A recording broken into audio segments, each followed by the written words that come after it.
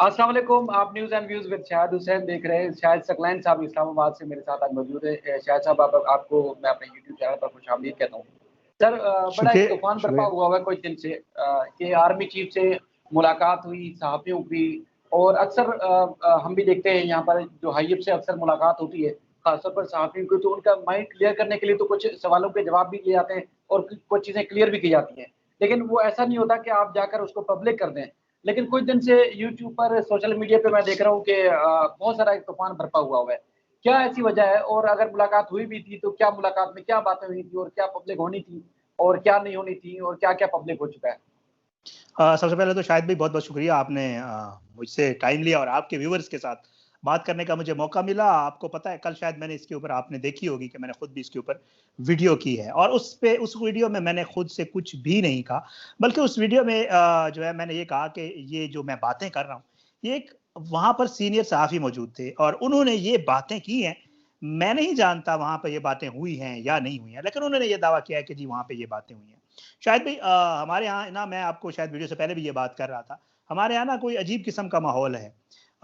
ये कोई पहली मुलाकात नहीं थी कि इसके ऊपर इतना शोर मचाया जाए। एक तो यही army chief general Qamar Javed Bajwa साहब, इससे पहले भी एंकर्स के साथ, रिपोर्टर्स के साथ, इवन मैं खुद भी एक मुलाकात में शामिल था और कुछ 4 से 5 घंटे पे मोहित की मुलाकात थी। तो ये मुलाकातें होती रहती हैं और ये मुलाकातें हमारे यहाँ नहीं होती, हर जगह होती हैं। और इनमें यही होता है कि ज़ाहिरी बात है, और ये मैं आपको बताऊं कि इन मुलाकातों का सिलसिला कोई जनरल कमर जावेद बाजवा ने शुरू नहीं किया, बल्कि ये मुलाकातों का सिलसिला जनरल ज़ियाउल हक के दौर से या शायद उससे पहले का जारी है। और उसमें यही होता था कि कुछ जो मेन स्ट्रीम के लोग होते हैं उनको बुलाकर, जो आपके मुल्क की कौमी सलामती के मामलात होते हैं, आपके जो खारजा पॉलिसी के मामलात होते हैं, आपके जो अंदरूनी जो खलफिशार और जो चीज़ें चल रही होती हैं मुल्क के अंदर, ज़ाहिरी बात है वो सारी जो है उसके ऊपर बाकायदा खुल्लम खुल्ला जो है उसके ऊपर डिबेट भी होती है, क्वेश्चंस दिए जाते हैं, उसके ऊपर बाकायदा आपको ब्रीफ किया जाता है, ताकि आप लोग जो मीडिया के ऊपर बैठकर जो फेस हैं, जो ओपिनियन मेकर्स हैं, जिन्होंने लोगों का ओपिनियन बनाना होता है, आपके जहन में कोई इबहम ना रहे, आप हर चीज को समझो, आपको बताया जाए कि आखिर मुल्क में ये इस तरह हो रहा है, तो उसकी कोई वजह है और उसके पीछे ये वजूहात हैं। अच्छा, उसका यही होता है कि ये बड़ी हेल्प करती है हमारे एंकर्स को भी, रिपोर्टर्स को भी, आगे अपने माइंड को क्लियर करने में भी और लोगों तक भी बात पहुंचाने में कि जी आपने आगे इसको कैसे लेकर चलना है। अब उसमें होता क्या है? उसमें होता ये है जी कि उसमें आपको बड़ा वाज़ेह तौर पे पहले से बता दिया जाता है कि देखें जी, वहां पे ये कहा जाता है कि ये चैटम हाउस है। मतलब उसका यही होता है कि जी आपने ये बात जो यहाँ पे हो रही है, क्योंकि ये बड़ी ओपन बात हो रही थी, और मैं अप्रिशिएट करता हूँ हमारे जो मौजूदा चीफ ऑफ आर्मी स्टाफ है जनरल कमर जावेद बाजवा साहब, कम से कम जो मेरी दोस्तों के साथ जो मेरी मुलाकात हुई थी, उसमें मैं समझता हूं कि शायद जितना उन्होंने क्लैरिटी से, जितना ओपन और जितना बेहतरीन उन्होंने हर चीज को हमें एक्सप्लेन किया, मेरा ख्याल से जो है कोई इबाम मेरे जहन में तो नहीं रह गया था कि मुल्क में जो मामला चल रहे हैं दरअसल इनके पीछे क्या वजूहत है और क्या कुछ हो सकता है। जो बातें अभी बाहर आई हैं, जो बातें अभी की जा रही हैं, मेरे ख्याल से ये उसी तरह की ही बातें हैं जो हमारे साथ मुलाकात में भी हुई थी, और उसमें अभी यही बातें की गई थी मुल्क की सिक्योरिटी के हवाले से भी, और उसमें भी यही बताया गया था, इस मुलाकात में भी यही बताया गया कि हमारे अफगानिस्तान के साथ रिलेशंस कैसे, हम उनको किस तरफ ले जा रहे हैं। इस मुलाकात में ये बताया गया है कि कश्मीर के ऊपर हमारा क्या स्टांस है। इस मुलाकात में ये बताया गया है कि जी भारत के साथ हमारे ताल्लुकात और जो बातचीत की बात हो रही है, क्योंकि बैकडोर डिप्लोमेसी हो रही है, उसके हवाले से हमारी क्या स्टांस है। इस मुलाकात में ये बताया गया है, कुछ लोग हमारे जैसे जो दोस्त थोड़े शरारती साफी होते हैं, वो फिर सवाल कर रहे थे, पॉलिटिकल सवाल भी कर लेते हैं। नवाज शरीफ के हवाले से सवालात हुए हैं वहां पर, और जो मुझे मतलब जो मुझे पता चला है, जाहिर है मैं वहां मौजूद नहीं था, मैं बार बार कह रहा हूँ, तो जो लोगों ने बाहर आके बातें की हैं, अब अल्लाह ताला बेहतर जानता है कि उन लोगों ने किस हद तक सच बोला है और कितना झूठ बोला है, ये अल्लाह बेहतर जानता है, या वो लोग जानते हैं जो वहां पे मौजूद थे। हमें तो ये पता चला था कोई 2.5 दर्जन के करीब वहां पर सहाफी मौजूद थे, और ये सहाफी एंकर्स भी थे, इनमें और भी लोग थे। तो बहरहाल उनके सामने इन सारे मामलात के ऊपर बातचीत हुई है, और ये कोई तकरीबन कहा यह जा रहा है कि अराउंड 7 आवर्स लॉन्ग सेशन था, 7 घंटे का ये सेशन था, और उसमें हर बात जो हमारे रिपोर्टर्स को, जो हमारे एंकर्स को, जो हमारे सहाफी दोस्तों को, जो उनके जहन में सवालात थे, जो वो चाह रहे थे कि इनके हवाले से क्लैरिटी होनी चाहिए, जानना चाहिए आखिर मुल्क में ये क्यों हो रहा है, उन सारे मामलात के ऊपर बात हुई है। और अगर आप पूछें तो मैं वो बातें भी जो मुझे इल्म है, मेरा ख्याल से वो मैं आपको बता दूंगा। तो हुई क्या-क्या बातें? जैसे टीएलपी के बारे में आप बात बता रहे थे और उसके अलावा फिर ये वजूद क्यों हुआ था? और उसके बाद फिर सिक्योरिटी के मामलात, एहतसाब का अमल और इस तरह आर्मी के अंदर और वफाकी हुकूमत के दरमियान लड़ाई, ये क्या-क्या बातें हुई जो सहाफ़ियों ने आके बाहर अच्छा बताई और वहाँ देखिए, डिस्कस शायद भाई बड़ा क्लियर है इस मामले के ऊपर। मैंने यहाँ ये बातें सुनी और खुद मैंने अपने कानों से भी सुनी है, उसका तो मैं फर्स्ट हैंड मुझे मेरे पास इंफॉर्मेशन है।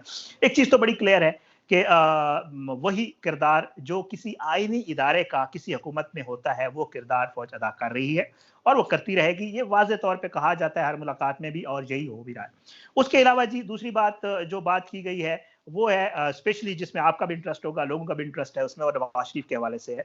वाज़ेह तौर पे कहा गया कि जी नवाज शरीफ को हमने नहीं भेजा, ना कोई एस्टेब्लिशमेंट में उसने किरदार अदा किया है। हाँ, इमरान खान को उनके अपने लोगों ने इमरान खान को, उनकी अपनी ज़ाहिरी बात है जो हेल्थ के लोग थे, क्योंकि नवाज शरीफ की उस वक्त आपने भी देखा होगा हर आधे घंटे बाद मरियम औरंगजेब और वो डॉक्टर अदनान जो है वो रिपोर्ट बाहर लहराते थे और कहते थे खुदा न खास्ता प्लेटलेट्स इतने कम, वो बताते थे कि इतने कम प्लेटलेट्स का बंदा तो मर जाता है। पता नहीं वो नवाज शरीफ साहब, फिर मरियम नवाज कहती थी कि 3 थे मेरे अब्बे नु हार्ट अटैक हो गए ने।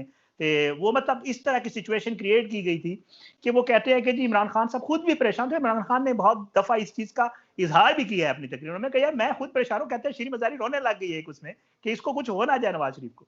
तो आर्मी चीफ साहब ने भी ये कहा कि जी हमसे पूछा गया कि जी नवाज शरीफ का जो है बाहर भेजने के हवाले से बात हुई तो क्या, तो आर्मी चीफ साहब ने यही कहा जो सहाफियों ने बाहर बताया कि जी हमने उनको 2 ऑप्शंस दिए थे कि जी या तो उनको बाहर भेज दें या ये करें कि फिर खुदा न खास्ता उनको कुछ हो गया तो फिर आप सारी जिंदगी इसका भुगतते रहेंगे, फिर लोग कहेंगे कि जिन्हें बाहर नहीं जाने दिया था इस वजह से। और आपको ज़ाहिरी बात है वो फिर आपको पता है यहाँ पर लाशों पे सियासत की जाती है, यहाँ पे पॉलिटिकल पॉइंट स्कोरिंग होती है हर चीज के ऊपर। तो ये सारा मामला जो है एक तो नवाज शरीफ के हवाले से ये सारी बातचीत हुई। दूसरी जो बात अहम हुई वो आपको बताऊं कि मेरे ख्याल से इसहाक डार साहब के हवाले से बात थी और वो जो मुल्क का जो हमारा मुआशी मामला है उसके ऊपर बड़ी डिटेल बात करते हैं वो चीफ साहब समझते भी बहुत अच्छा है इस चीज को, ये भी आपको बता दूं। तो वो कहते हैं कि जी इस मुलाकात में ये बताया गया कि जी इसहाक डार साहब जो है वो हमेशा की तरह उनकी आदत भी है, ये तो मैं इस चीज का वो भी हूँ कि जी वो कमीशन मांगते हैं हर चीज पे, और वो कमीशन अपने लिए भी मांगते थे, साथ मियां साहब के लिए भी मांगते थे, हिस्सेदार तो मियां साहब भी थे, जाहिर बात है वो प्राइम मिनिस्टर होते थे।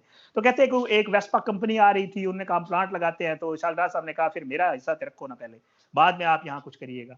तो कहते हैं कि जी फिर उसके ऊपर उस कंपनी किसी जो है एक नुमाइंदा खसूसी जो है उन्होंने जाके बात की कि जी वो तो कंपनी प्लांट इसलिए नहीं लगा कि जो है वो वजीर खजाना साहब ने कमीशन मांग ली थी। फिर वो मेट्रो के हवाले से कहते हैं वहां पर बात हुई और ट्रेन के हवाले से, तो कहते हैं कि जी मेट्रो के हवाले से इसहाक से कहा गया कि भाई आप लोग ये जुल्म कर रहे हैं, ये तो कभी भी इतनी बड़ी सब्सिडी गवर्नमेंट दे नहीं दे सकती होती।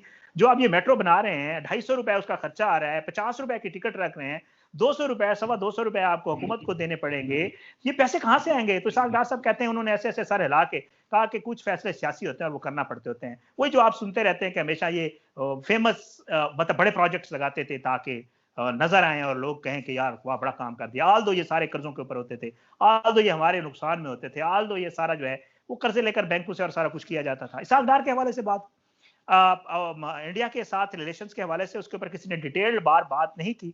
इतना जरूर है कि मैं ये जरूर आपको कहूंगा कि इतना जरूर वहां पे ये बात हुई है कि जी कश्मीर के हवाले से बातचीत भी होनी चाहिए और अभी का जो मामला है वो जू का तू है कि कश्मीर के ऊपर हमारा स्टांस जो पहले से कहा जाता रहा है कि वो अभी भी वैसे ही मौजूद है और आगे भी चलकर जो है ऐसे ही रहेगा। लेकिन शायद ये समझा जा रहा है कि इसके होते हुए, इस स्टांस के होते हुए भी अगर मतलब बातचीत का कोई रास्ता निकलता है, अगर लाइन ऑफ कंट्रोल के ऊपर, जैसे आपने देखा होगा गुज़श्ता चंद रोज के ऊपर, जब से ये मेरे ख्याल से फरवरी में एक मुआहदा हुआ था उसके बाद कुछ नहीं हुआ, अमन है, वहां पे जो बॉर्डर के ऊपर लोग मौजूद हैं वो भी अल्लाह का शुक्र है, उनके ऊपर भी गोलियां नहीं बरस रही, कुछ नहीं हो रहा। तो इस तरह का फिर वो शायद कुछ लोगों ने ये तासुर दिया कि शायद हमारी अस्करी क़यादत और पॉलिटिकल क़यादत जो है वो एक पेज के ऊपर नहीं है, ये तासुर देने की कोशिश की गई शाह महमूद कुरैशी साहब के उस बयान को लेकर। तो वो भी मामला नहीं है, दरअसल यही है, ये बातचीत है, मुज़ाकरात नहीं है। जो मुज़ाकरात होते हैं वो सबके सामने होते हैं, तस्लीम भी किया जाता है, बातचीत हो रही है, वो सब कह रहे हैं, आपके अरब मीडिया ने और बाकायदा तौर पर यूएई ने कहा कि हम फैसिलिटेट कर रहे हैं। तो इसके हवाले से भी बात की गई। फिर अफगानिस्तान को लेकर, फिर अमेरिकन जो ट्रूप्स विथड्रॉ हो रहे हैं उसको लेकर इसके हवाले से बात की गई।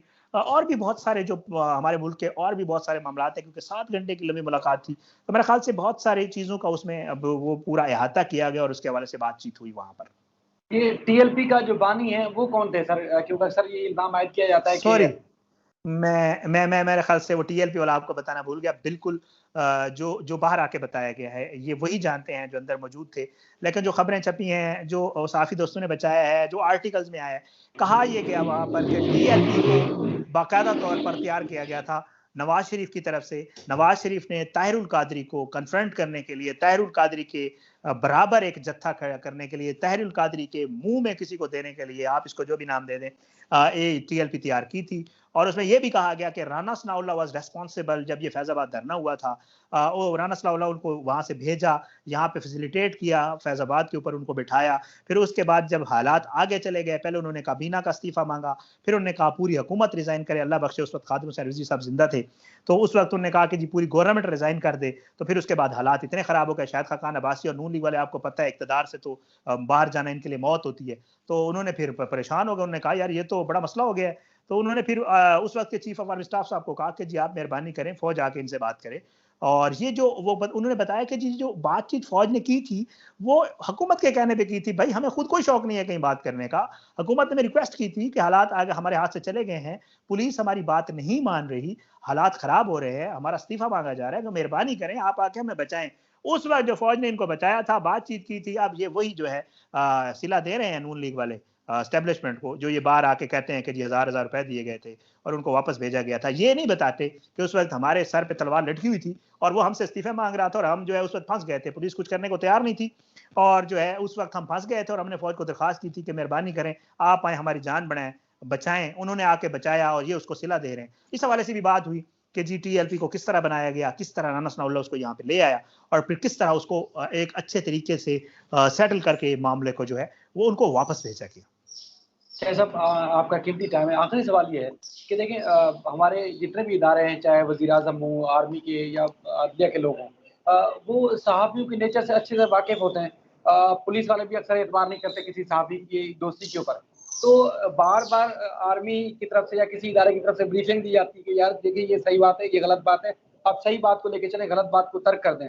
तो उसके बावजूद फिर वो सहाफ़ी बाहर आके धोखा देते हैं, फिर वो आर्टिकल, न्यूज़ और इस तरह वो चला देते हैं। उसके बाद फिर उनको मौका दिया जाता है, फिर बुलाया जाता है। तो ये सहाफ़ी की नेचर ऐसी क्यों है? सर समझना चाहता हूँ आप मैं सीनियर। देखिए शायद भाई मेरे ख्याल से आपको पता है हाथ की पांचों उंगलियां तो बराबर होती नहीं है। सारे साफी ऐसे नहीं है। बहुत सारे ऐसे दोस्त भी हैं जो बिल्कुल शायद उनको बहुत सारी अहम चीजें पता हो, शायद उनकी बहुत अच्छी दफा मुलाकात हो चुकी हो, लेकिन वो बार बात नहीं करते। हर किसी का अपना आप एक ज़र्फ होता है। कुछ लोगों का ये होता है, ज़ाहिर बात है, आपने खुद देखा होगा कि जिस दिन ये मुलाकात हुई उससे अगले दिन मैंने खुद देखी कोई 4-5 तो यूट्यूब के ऊपर वीडियोस देखी कि जी अंदर क्या बात हुई। ठीक है, अब उसमें कितना सच था ये अल्लाह ताला बेहतर जानता है। अब अंदर मेरा भी दोस्त मौजूद था, आपका भी दोस्त कोई मौजूद होगा। जब वो बाहर आया तो मैंने उन्हें पूछा कि यार भाई अंदर क्या बात हुई है, तो उसने मुझे थोड़ा हल्का फुल्का दे दिया कि यार अंदर जो है ना थोड़ी बहुत ये बात हुई थी, वो पूरी वो भी नहीं बताएगा। ठीक है, तो फिर उसने जो थोड़ा उसको समझ आया उसने वो बात बता दी, तो मैंने फिर थोड़ा उसको बढ़ा चढ़ा के पेश करना है उसको, मुझे भी लोगों को ये पता चले कि भाई जो अंदर बात हुई मुझे भी पता थी। तो ये सिलसिला होता है हमारे यहाँ और हमारे साफियों का ये है। जाहिर है आपको पता है कि क्या मामलात हैं। जैसे मैंने आपको कहा कि हमारे अंदर भी दोस्त भाई ऐसे मौजूद हैं जो इस तरह के हैं। तो बहरहाल वही हुआ और चीफ साहब की सारी बातें जो है वो मेरे ख्याल से कल तो पूरा चौधरी साहब ने पूरा कॉलम लिखा है और उन्होंने तो पूरी तफसील बता दिया कि अंदर क्या बात हुई, पूरा एक लंबा कॉलम है। तो उनको वो खुद कहते हैं कि मैं मौजूद था उस मुलाकात में और कह रहे हैं कि इबाम बहुत था, तो मैंने कहा कि इसको जो है बता दूं कि आखिर वहां पे हुआ क्या है। तो मेरे ख्याल से आपको पता है ये चीजें वो होती हैं, हर किसी का अपना एक ज़र्फ होता है और हर किसी का अपना एक तरीकाकार होता है। मेरे ख्याल से ये तो खुद सोचने की बात है। अब आर्मी के हवाले से जितना आप कह रहे हैं, जाहिर है ब्रीफिंग हर इदारा आपको देता होता है। जहाँ अगर आप भी वहां पे रिपोर्टिंग कर रहे हैं कराची में, आपको पता है, आपको शायद उसमें पुलिस वाले भी बुलाते होंगे, आपको कमिश्नर भी बुलाते होंगे, आपको वहां पे कुछ हमारे अहम इदारों के लोग भी बुलाते होंगे ब्रीफिंग के लिए कि यार आए कराची की सिचुएशन के ऊपर। रेंजर्स वाले भी आपसे बात करते होंगे। अब उसमें आपके अपने ऊपर डिपेंड करता है। अच्छा फिर रेंजर्स के पास या आर्मी के पास, उनके पास और कौन सा तरीका है, मतलब वो क्या करें फिर? आपको बुला के ना बताएं तो खुद तो वो आके टीवी के ऊपर बता नहीं सकते कि ये मामला है, बताना तो आपने ही है ना। तो भाई अगर वो ब्रीफ करते हैं, अगर वो आपको कुछ चीज बताते हैं तो इट्स ओके, आप उसको फिर अपने तरीके से लेकर चले। ना ये कि आप फिर बाहर आके कहें कि जी वो तो चीफ साहब ने नवाज शरीफ के बारे में, नवाज शरीफ की मोहब्बत वाले नवाज शरीफ के बारे में बात कर रहे हैं, जिनको टीएलपी से थोड़ा सा इश्यू है वो टीएलपी की बात कर रहे हैं। ये सारे मामला ऐसे ही चल रहे हैं। अब क्या अब इसके हवाले से मजीद मैं आपको क्या बताऊं। तो जितनी भी बात आर्मी चीफ ने की, उसका क्रक्स अगर आम पॉइंट हो, तो वो आपने क्या समझा कि मामला अच्छे जा रहे हैं या ऐसे ही सर सियासी तौर पर सिक्योरिटी के मामला इस तरह डामाडोल चलते रहेंगे? नहीं नहीं सर, मुल्क बदलेगा, इंशाअल्लाह बदलेगा। हमारा भी इंशाअल्लाह अल्लाह पाक करम करे, हमारी दुआ भी है और हम समझते भी हैं कि इंशाअल्लाह बेहतरी होगी। और इसमें कोई शक नहीं। मेरे ख्याल से आप भी, क्योंकि आप मेरे ख्याल से मुझसे सीनियर भी हैं, मुझसे ज़्यादा जानते भी हैं चीज़ों को, आपने भी बहुत सारी ऐसी चीज़ें देखी होंगी जो पहली दफ़ा हो रही हैं यार मुल्क में। ठीक है, बहुत सारे ऐसे काम नहीं हो रहे कि किसी ने मेट्रो बना दी हो, किसी ने बहुत बड़े काम कर दिए, कोई पुल-शुल बड़े नहीं बने। बहुत सारी चीज़ें ऐसी भी हो रही हैं, बहुत अच्छे काम नहीं हो रहे, तो बहुत बुरे काम भी नहीं हो रहे। मेरा ख्याल से तो अल्लाह पाक करम करेगा और बंदे को उम्मीद तो अच्छी रखनी चाहिए। मेरे ख्याल से, मुझे तो अच्छी उम्मीद है, इंशाअल्लाह बेहतरी होगी, अल्लाह पाक करम करेगा। जी, जी, बिल्कुल शायद भाई, मैं भी देख रहा हूँ कि पहली दफ़ा ये चीज़ हो रही है, जो मेरी सूझबूझ में, कि बर्दाश्त ज़्यादा हो जी, रही है। मतलब बहुत सारी जी, चीज़ें ऐसी जी। होती हैं जो नाकाबिल बर्दाश्त होती हैं इदारों के लिए, लेकिन वो बर्दाश्त किए जा रहे हैं और उन्होंने शायद कहा जो है। है, मैं उन्होंने कहा है, जो मुलाकात हुई है उसके अंदर कहा गया है कि जब एयाज सादिक ने टांगे काँपने वाला बयान दिया था, तो उस वक़्त फ़ौज को बहुत ज़्यादा गुस्सा था, लेकिन बर्दाश्त किया गया। और आर्मी चीफ साहब को भी क्या, ये जुबैर चौधरी साहब ने लिखा है कल अपने कॉलम में, कल नहीं सॉरी जुमेरात वाले दिन, के जी उन्होंने कहा कि आर्मी चीफ साहब को भी बड़ा गुस्सा है इसके ऊपर। लेकिन बर्दाश्त हुआ, ज़ाहिर बात है, बर्दाश्त के अलावा उनके पास कोई ऑप्शन नहीं था। वो ऐसे तो नहीं है कि इनकी तरह, मतलब ज़ाहिर है वो एक इदारा है, एक मुनज़्ज़म इदारा है, उनका अपना एक तरीक़ाकार है। तो उन्होंने फिर बर्दाश्त किया। हो रहा है बर्दाश्त, क्या करें फिर। अच्छा सर, एक एक जाते-जाते कि कह रहे हैं कि जो कुछ नवाज़ शरीफ के दौर में हो रहा था, वो एक डॉन लीग की सूरत में आया सामने, उसके बाद उसको नेगेटिव के तौर पर लिया गया और कहा गया कि नवाज़ शरीफ की हुकूमत जो है खराब कर रही है। लेकिन वही कुछ मौजूदा हुकूमत कर रही है, लेकिन उसको पॉज़िटिव वे में लिया जा रहा है। तो ये क्या तात्पर्य है? ये आर्मी से हट के जो बात है, एक सियासी वहाँ इस्लामाबाद के माहौल के हवाले से सवाल कर रहा हूँ। सर वो असल में ना तरीकाकार का फ़र्क होता है, तरीकाकार का फ़र्क होता है। मेरे ख़्याल से आपको भी पता है कि नवाज़ शरीफ के दौर में भी आर्मी चीफ था मौजूद, और नवाज़ शरीफ के दौर में भी फ़ौज भी मौजूद थी। वजह क्या है यार? हर दफ़ा आप आते हैं, आपकी तीसरी हुकूमत थी, हर दफ़ा आप आते हैं, आप आधी हुकूमत करके आपकी लड़ाई हो जाती है फ़ौज के साथ, और तो किसी की नहीं होती। कोई मतलब मसला ये नहीं है ना, आपने 3 हुकूमतों में 6-7 तो चीफ ऑफ आर्मी स्टाफ गुज़ारे हैं। तो फिर हर चीफ ऑफ आर्मी स्टाफ गंदा था, या आप गंदे थे जो आप लड़ाई करते थे? ज़ाहिर बात है 6-7 बंदे तो गंदे नहीं हो सकते ना। अगर आप 6-7 बंदे गुज़र गए और उन्हीं के साथ आपका पंगा हुआ है, जो भी नया, और आपने जो खुद लगाए थे उनके साथ भी आपके पंगे हुए। तरीकाकार का फ़र्क होता है। डॉन लीक्स जो हुई थी उसका मामला कुछ और था। डॉन लीक्स के वक़्त जो है वो और तरीके से बात की गई थी। डॉन लीक्स के वक़्त वहाँ पे जो मीटिंग की गई थी, उसमें जो बात की गई थी वो कुछ और थी। और अब जो सूरत-ए-हाल है वो कुछ और है। तो उसमें एक बहुत बड़ा डिफरेंस है। इस वजह से इसको उस तरीके से नहीं लिया जा रहा जिस वक़्त उसने, फिर आपने वो देखा होगा कि फिर वो ट्वीट रिजेक्ट हुई थी और फिर उसके बाद एक पूरा मसला हुआ था। फिर आपने कुर्बानी भी दे दी, आपने कहा यार मेरे घरवालों को छोड़ दो, घरवालों को, आपको समझ आ गई होगी किसका क्या है मैंने। और शेख रशीद की मैं कुर्बानी दे देता हूँ, सॉरी परवेज़ रशीद की मैं कुर्बानी दे देता हूँ। और इसी तरह की और भी बहुत सारी, उसमें 1-2 और भी, तारिक फ़ातमी वगैरह भी गए थे। तो भई मतलब फिर आप खुद गिल्टी हों तो फिर मसाइल तो होते हैं भई, फिर ये तो होगा। शायद भाई, आपने अपना कीमती वक़्त दिया, उसके लिए बहुत शुक्रिया। नहीं, काफ़ी वेलकम। सारी चीज़ें समझने को, सुनने को मिली। मैंने आपकी वीडियो भी देखी, कुछ और दोस्तों की वीडियो भी देखी, लेकिन लोगों को समझाने के लिए जब 2 लोग बैठ के डिस्कस करते हैं तो और ज़्यादा वाज़ेह चीज़ होती है कि लोग समझ सकें कि चल क्या रहा है। आपने अपना वक़्त दिया, उसके लिए बहुत-बहुत शुक्रिया। अपना ख़्याल रखिएगा। अल्लाह हाफ़िज़। अल्लाह हाफ़िज़।